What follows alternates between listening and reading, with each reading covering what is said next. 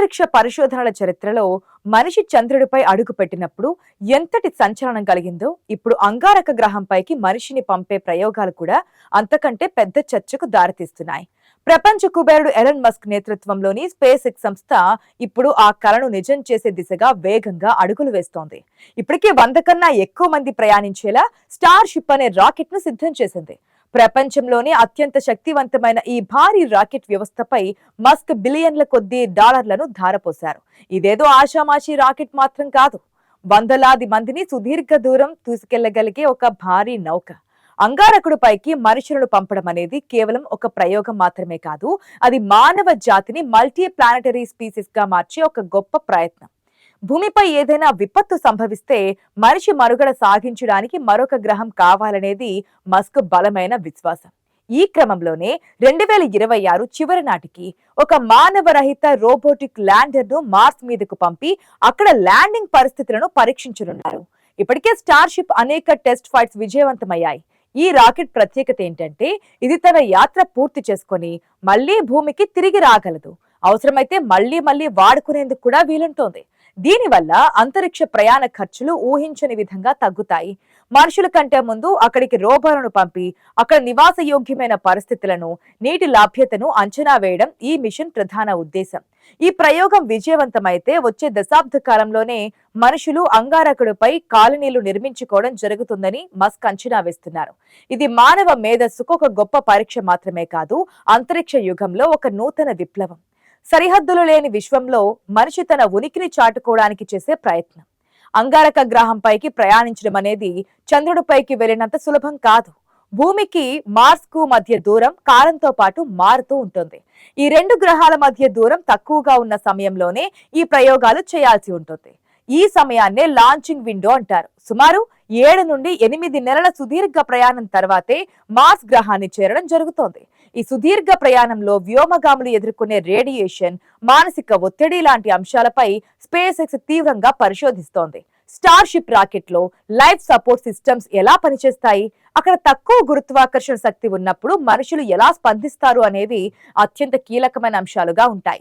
2026లో జరగబోయే robotic machine లో భాగంగా అక్కడ ల్యాండర్ దిగిన తర్వాత అది తనలోని రోవర్లను బయటకు పంపుతోంది.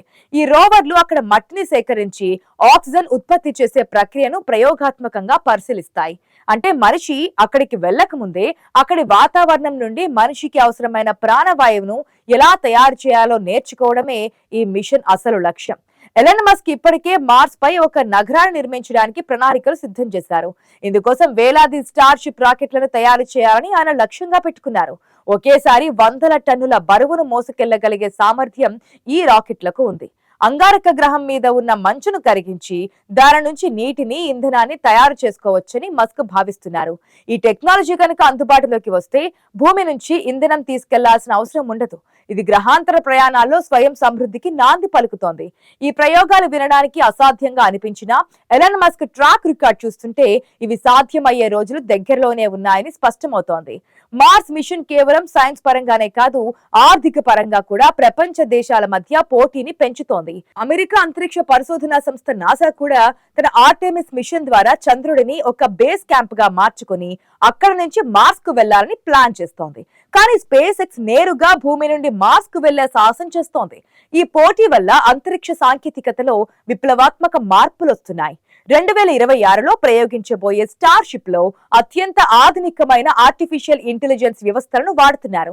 ఈ AI సిస్టమ్స్ రాకెట్ ల్యాండింగ్ సమయంలో, అక్కడ రోవర్లు పనిచేసే సమయంలో ఎటువంటి మానవ ప్రమేయం లేకుండా అత్యంత వేగంగా నిర్ణయాలు తీసుకుంటాయి.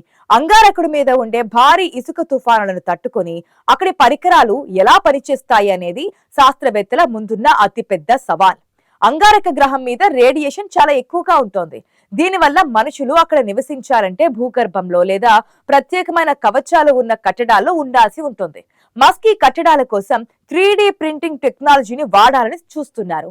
అంటే భూమి నుండి సిమెంట్ లాంటివి తీసుకెళ్లకుండా అక్కడి మట్టితోనే 3D ప్రింటర్లు ఇళ్లను నిర్మిస్తారు. ఈ ఆలోచనలు వింటుంటే మనం భవిష్యత్తులో ఏదో స్టార్ వార్స్ సినిమాను నిజంగానే చూడబోతున్నామా అని అనిపిస్తుంది కదా. భారత్ కూడా ఇస్రో ద్వారా మంగళయాన్ 2 ప్రయోగానికి సిద్ధమవుతోంది. కానీ స్పేస్ ఎక్స్ చేసే ఈ భారీ ప్రయోగం మొత్తం అంతరిక్ష రంగాన్ని మలుపు తిప్పేలా ఉంది. ఎలాన్ మస్క్ చేసే ఈ ప్రయోగం విజయవంతమైతే మనిషి ఈ విశ్వంలో కేవలం భూమికి మాత్రమే పరిమితం కాకుండా అనంతమైన నక్షత్రాల వైపు తన ప్రయాణాన్ని కొనసాగించగలుగుతాడు. ఇది ఒక కొత్త ఆవాసానికి, కొత్త నాగరికతకు పునాది కాబోతోంది. ఇంకా చెప్పాలంటే 2026 అంగారక మిషన్ మానవ చరిత్రలో ఒక అద్భుతమైన అధ్యాయం కాబోతోంది. అసాధ్యం అనే పదాన్ని తన డిక్షనరీలోనే ఉంచుకొని ఎలాన్ మస్క్ ఈ ప్రయోగాన్ని తన ప్రతిష్టాత్మక ప్రాజెక్ట్ గా భావిస్తున్నారు. ఒకవేళ ఈ మిషన్ లో ఏదైనా సాంకేతిక లోపం జరిగినా అది నేర్చుకోవడానికి ఒక పాఠం అవుతుంది తప్ప మస్క్ వెనక్కి తగ్గే రకం కాదు. స్పేస్ ఎక్స్ ఇప్పటికే వేలాది మంది ఇంజనీర్లతో ఈ స్టార్ షిప్ పనులను రాత్రింబవళ్లు పూర్తి చేస్తోంది. అంగారక గ్రహం మీద మనిషి నివాసం ఏర్పరచుకుంటే భూమి మీద జనాభా ఒత్తిడి తగ్గుతుందని కొందరు వాదిస్తుంటే, మరికొందరు మాత్రం ఇది కేవలం కుబేరుల సరదా అని విమర్శిస్తున్నారు. కానీ సైన్స్ దృక్పథం ప్రకారం చూస్తే ఇది ఒక మహాప్రయోగం. 2026లో మనం చూడబోయే ఆ రాకెట్ ప్రయోగం భవిష్యత్ తరాలకు ఒక కొత్త ప్రపంచాన్ని పరిచయం చేస్తోంది. ఆనాడు కొలంబస్ కొత్త ఖండాలను ఎలాగైతే కనుగొన్నాడో, ఎలాన్ మస్క్ కూడా కొత్త గ్రహం మీద మనిషి సామ్రాజ్యాన్ని నిర్మించడానికి పునాదులు వేస్తున్నారు. అంతరిక్షం ఇక కేవలం శాస్త్రవేత్తలకే పరిమితం కాదు, అది సామాన్యులకు కూడా అందుబాటులోకి వచ్చే రోజులు దగ్గరలోనే ఉన్నాయి. ఈ మార్స్ మిషన్ విజయవంతం కావాలని ప్రపంచం మొత్తం ఎదురు చూస్తోంది. మన తెలుగు రాష్ట్రాల నుండి కూడా ఎంతో మంది యువ శాస్త్రవేత్తలు అటు స్పేస్ ఎక్స్, ఇటు నాసాలో ఈ ప్రాజెక్టులలో భాగస్వాములుగా ఉన్నారు. ఎరుపు గ్రహం మీద మనిషి జెండా ఎగిరే ఆ అద్భుత దృశ్యాన్ని చూడడానికి ప్రపంచ వ్యాప్తంగా జనం ఓపికగా ఎదురు చూస్తున్నారు. మస్క్ మాత్రం తన పని తాను చేసుకుంటూ పోతున్నారు. త్వరలోనే అంతరిక్ష పరిశోధనల్లో పెను మార్పులు రాబోతున్నాయంటున్నారు విశ్లేషకులు. అదే నిజమైతే ఇది కేవలం ఒక ప్రయాణం మాత్రమే కాదు, మానవ పరిణామ క్రమంలో మరొక మైలురాయి అని చెప్పుకోవచ్చు.